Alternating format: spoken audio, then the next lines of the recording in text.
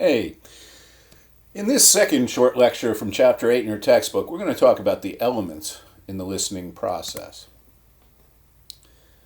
So, as we talked about already, there's a difference between hearing and listening. But hearing can be understood as sort of the first phase in the listening process. So, hearing is, as I suggested earlier, the physiological dimension of listening. So when you're hearing, that's just the sound waves hitting your ear and sending messages to your brain. It's the physiological dimension or the physical dimension of listening.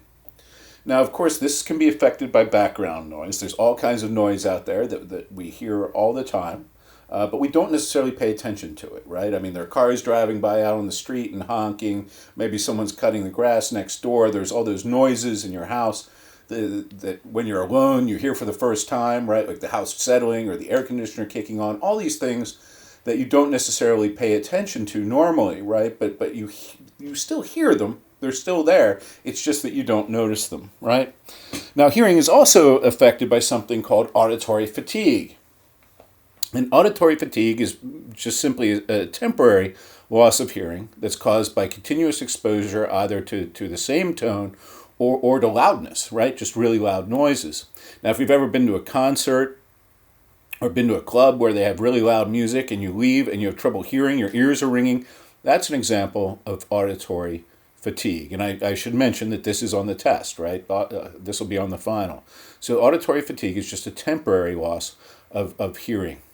Now, if you're continuously exposed to the same tone or really loud noises over a long period of time, this can, of course, lead to permanent hearing loss. And that's one of the concerns that people have today, particularly with things like iPhones, with the earbuds, that people are listening to them too loud. And in fact, Apple has put a cap on how loud you can make your AirPods, for example. For that very reason, because they worry that people will cause themselves permanent hearing loss instead of just auditory fatigue. We know that approximately 10%, or around 31 million Americans, have some degree of hearing loss, right? So as many as 10% of us have hearing difficulties in some respect. Indeed, we know that between a quarter to 1/3 of school students now don't hear normally, right? So this is a problem that affects many people. Now, if hearing is the first step in this listening process, then the second step is attending. Now, attending is just paying attention. So when you attend to something, you choose to pay attention to it. Now, as I explained before, we hear all kinds of things, right? There's all kinds of background noise that's out there all the time, but we filter out a lot of it, right? Out of necessity. We can't pay attention to everything we hear or we wouldn't receive any messages clearly, right? Because there's so many different noises, voices, messages, and the like that are out there all the time. So as a result, we filter out a lot of these on purpose and choose to pay attention to others, right? To get the messages that we want to hear. Now, one of the things that's interesting about attentive listening, right, is that when people are attentive to a speaker, it can help that speaker. So let me say that again. When people are attentive to a speaker, it can help that speaker. So, for example, they did a study where they asked people to stand up in front of a group and describe a scene from a movie. And they found that when the audience listened in an attentive manner, so when they paid attention and showed they were paying attention through feedback, that the speakers later were able to recall those scenes in greater detail. So they had a greater mastery of their material just because it seemed like people were listening to them. So this is another one of those elements of communication that we don't really understand why it happens. It's almost like magic, right? So if people are paying attention to you as you're talking about something, it gives you a better grasp on that subject that you're discussing. It's kind of interesting, right? Now the next step is understanding. So we hear something, we attend to it, we choose to pay attention to it, but then once we pay attention to it, we have to try and understand it. And understanding occurs when we make sense of a message. Now we can hear a message and attend to it, but still not really understand it. And this relates to a concept that's known as listening fidelity. Now, your book defines listening fidelity as the degree of congruence, or similarity, right? Congruence is a fancy word for similarity, between what the listener understands and the message that the sender was trying to send, right? So in other words, if I tell you, for example, if you ask me, Eric, how's your day? And I say, oh, it's just great, right? You might interpret it like, oh, Eric's having a great day. But because of the tone of that, it should have been fairly clear that I wasn't, right? So if you think I was having a great day and I was trying to be sarcastic, then we have not achieved listening fidelity, right? So when you have listening fidelity, the message you're trying to send is the same one that the receiver understands, right? It's the same one. In other words, the person gets it, right? Now, we think we reach listening fidelity a lot. We think that this is something that we have a great deal of the time, but the truth is that we don't really, right? And it's interesting because as a teacher, I often think that I've achieved listening fidelity with my classes. But then, when the first test rolls around, I realize a lot of times, hey, they didn't understand what I was trying to say, right? We didn't reach that high degree of congruence. We didn't reach that level of listening fidelity that I want to attain. Now, the next step in the listening process is responding.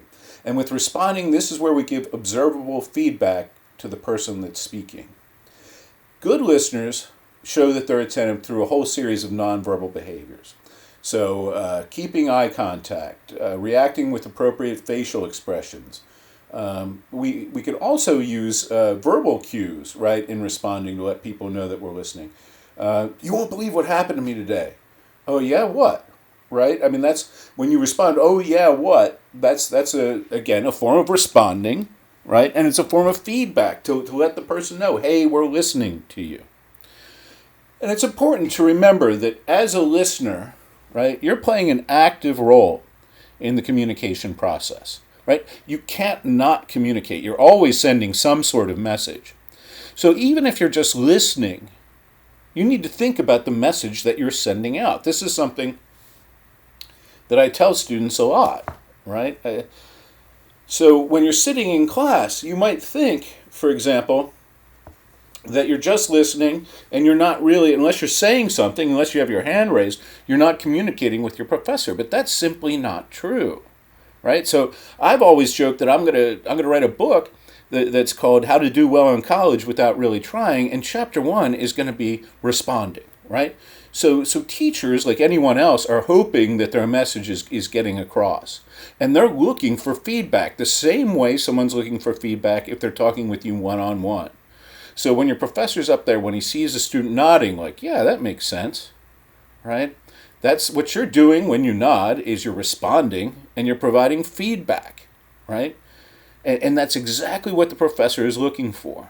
And when they receive that, right, they're really happy. So, this is probably worth the price of admission alone. I know we're not face-to-face, but in your face-to-face classes, I encourage you, remember, you're an active participant in the communication process when you're in class, and that responding will go a long way to getting on the teacher's good side, right, to let them know that what they're up there preaching is getting through.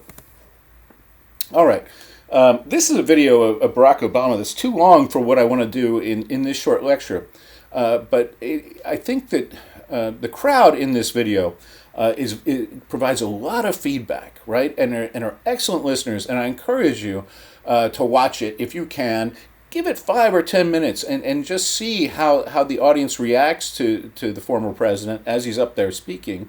And watch how it affects his speech. Right? How much better his speech gets as he receives feedback from the audience. I think it's really telling and interesting in a lot of ways.